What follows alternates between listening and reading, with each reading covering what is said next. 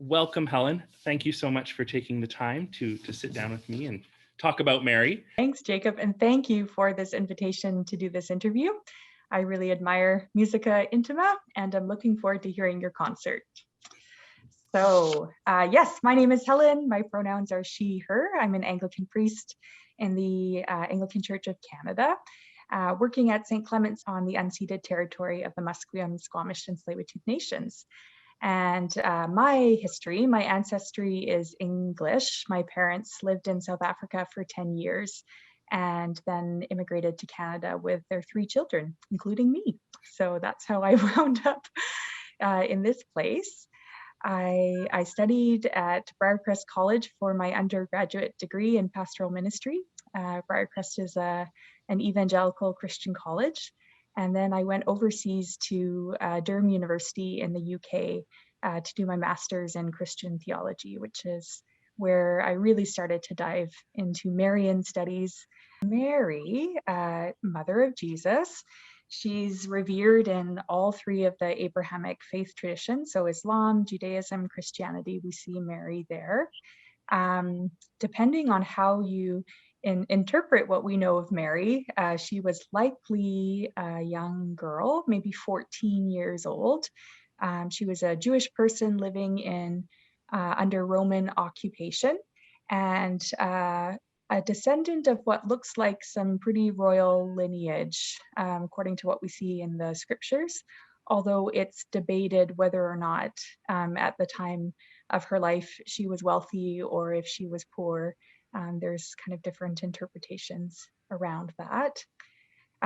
In Christian theology, she really inhabits a lot of different roles. So some Christian theologians see her as the single mother. Some see her as the pure virgin, the person, the human who was a vessel for the Christ coming into the world. As I mentioned, others see her as this young child, really. And then there's some theologians these days who are starting to question whether or not Mary's response to the angel's greeting, where she is told that she will become pregnant, whether there are questions of consent there, if her response is enthusiastic consent or if there's lack of consent. There's lots of conversation and debate around that kind of in the modern day. She's quite a controversial character when it comes to gender as well in theology. So a pretty big figure in feminist studies. She is seen as the original God bearer. We talk about her as the Theotokos, and really important for feminist studies from that perspective. There are some of the early church thinkers or early church theologians who would have said that Mary conceiving Jesus was done without the help of male seed, to use the really technical language. And again, the implications of that is some people really hold up her virginity and purity, and others say, no, in fact, this is quite a queer interpretation. This is Mary as an intersex body, able to hold masculine and feminine, male and female sex and gender all at once, without needing to have these opposing categories. So that is a really sweeping overview of who Mary is in her historical location, and some of the interpretations of her as a figure over the centuries. From a purely visual perspective, we see, a white woman in a lot of stained glass. What would Mary look like? Yeah, so Mary would be a woman of color.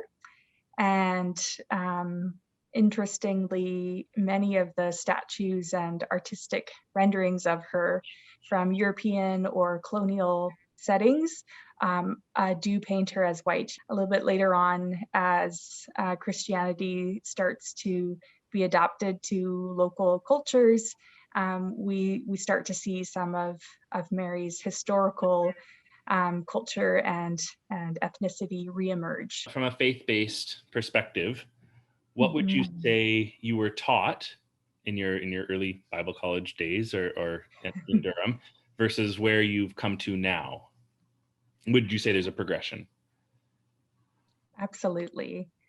So for many years, I was involved in evangelical church traditions, and who would have been highly influenced by an Enlightenment period kind of approach to sex and sexuality, and I think maybe not explicitly influenced by Mary's perceived virginity like you would see in some of the Catholic traditions, but certainly implicitly influenced by that.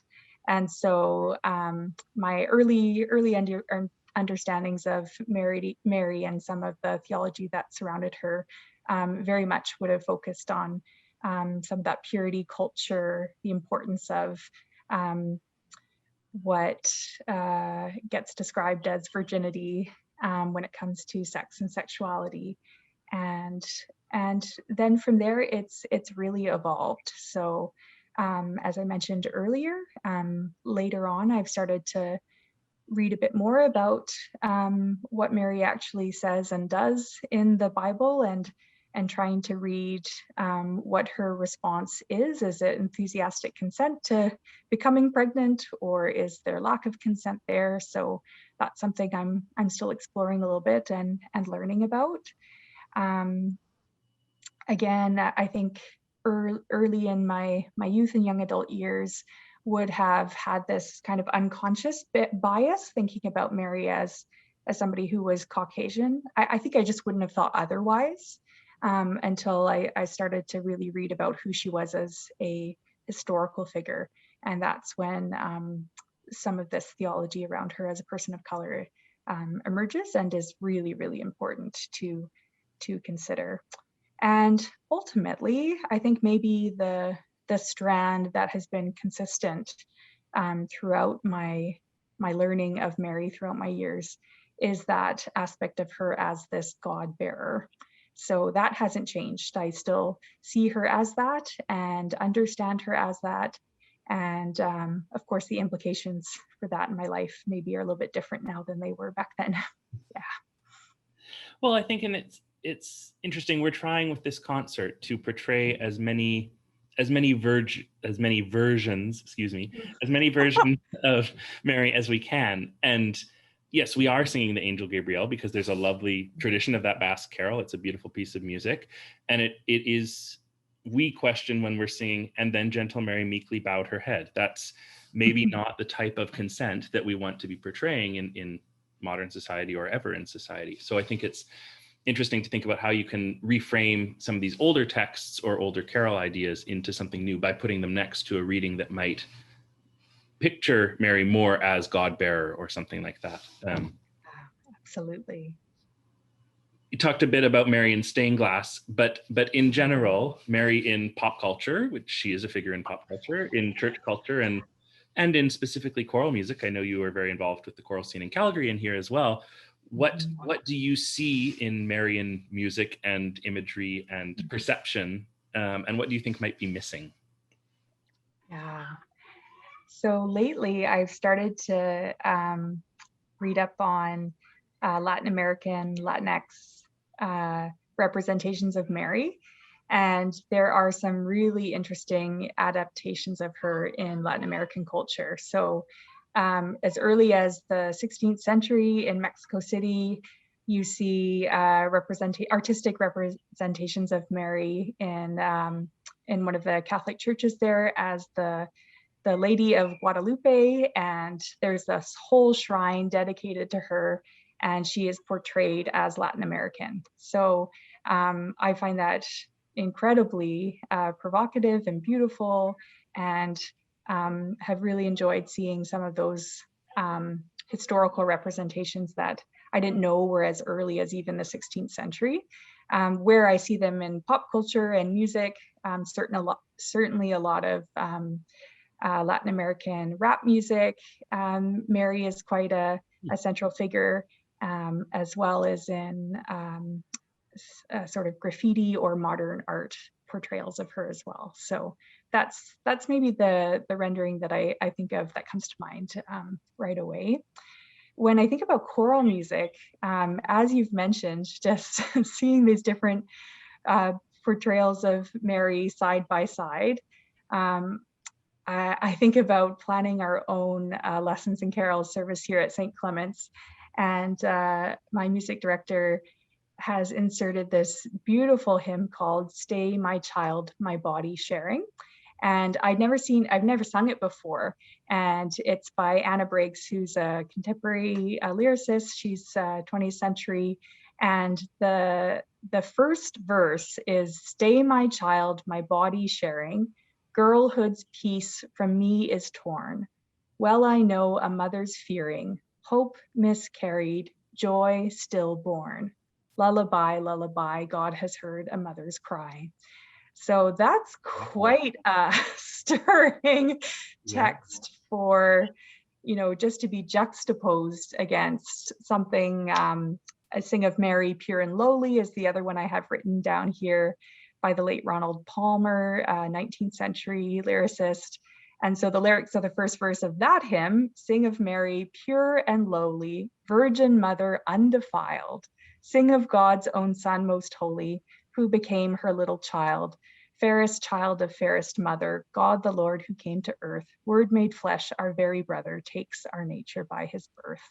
So to sing those two pieces side by side just gives you a taste of those, that variety of how Mary is portrayed in choral music. And I think that juxtaposition is really essential. And then, of course, the tune that accompanies those lyrics also gives you a sense, are these lyrics that we're singing and not agreeing with them? Like, are we petitioning and saying, hey, there's a kind of yearning for something different, I think, in "Sing of Mary, Pure and Lonely," with the tune that accompanies it. And then there's something contemplative and really thoughtful about the tune that accompanies "Stay My Child, My Body Sharing." So, yeah. Well, and then I guess if you can put those two pieces together, and a second text which really spends more time talking about Christ than Mary, it seems, it does. Yeah. You're able to sort of project those different viewpoints and show not acknowledging what's missing, but actually just bringing it in and putting it beside what we're used to hearing, right? Precisely. Yeah.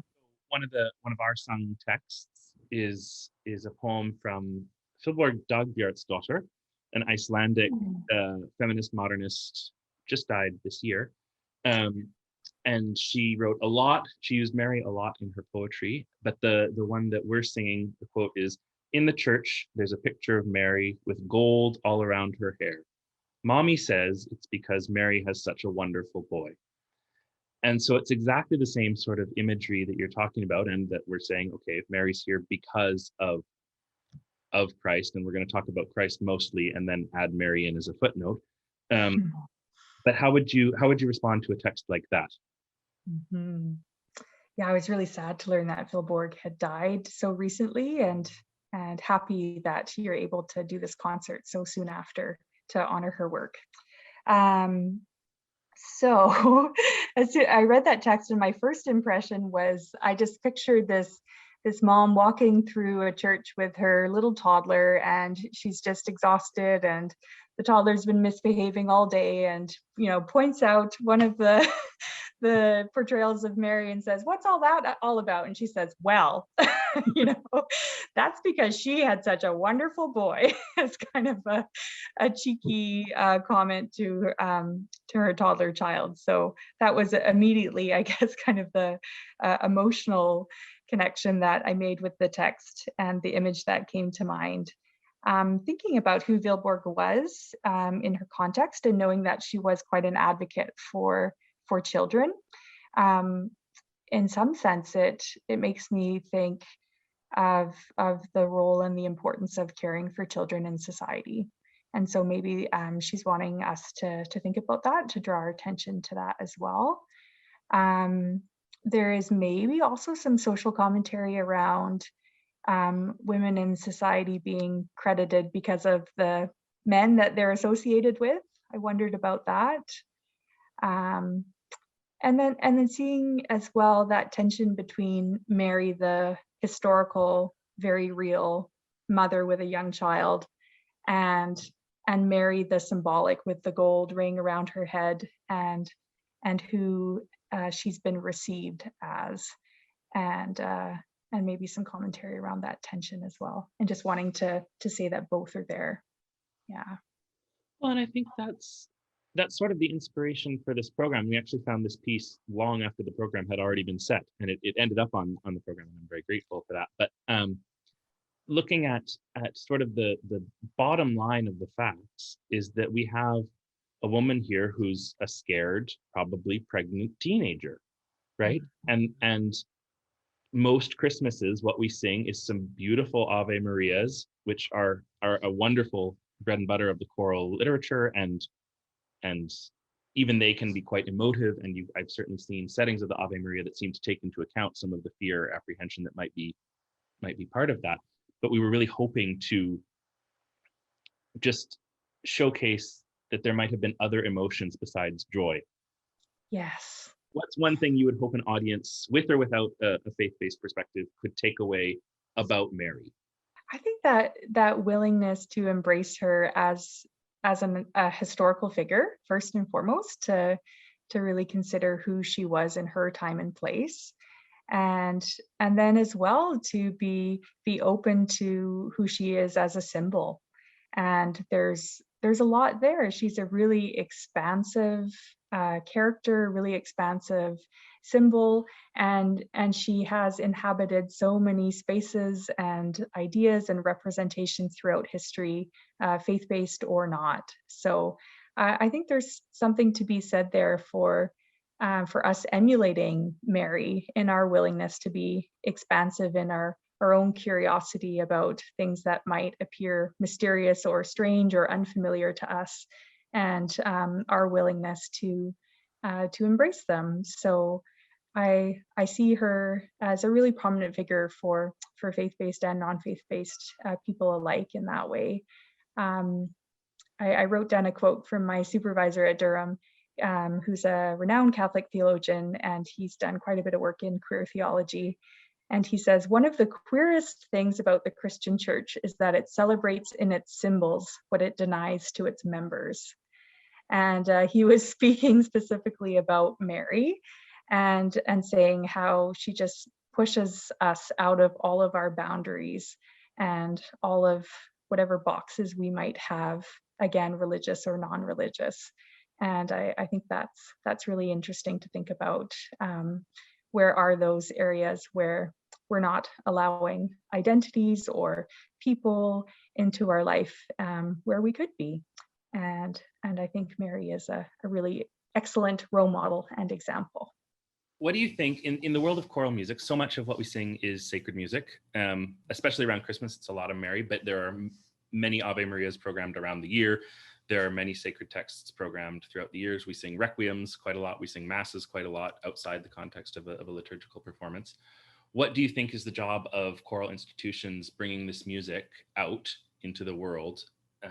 What is our job in terms of bringing other people into this music who might not have the faith-based background or want to hear it with those ears? I think the job is, as you've said already, to have different portraits side by side, so that you're introducing Mary not just with a single vision or a single narrative, but allowing her story to breathe and to be expansive. I think your job is to disrupt and provoke and challenge and question, and to model curiosity, really. Thank you so much, Helen. My pleasure. I am very grateful that you took the time and are offering your perspective to our audience. Thank you so much, Jacob.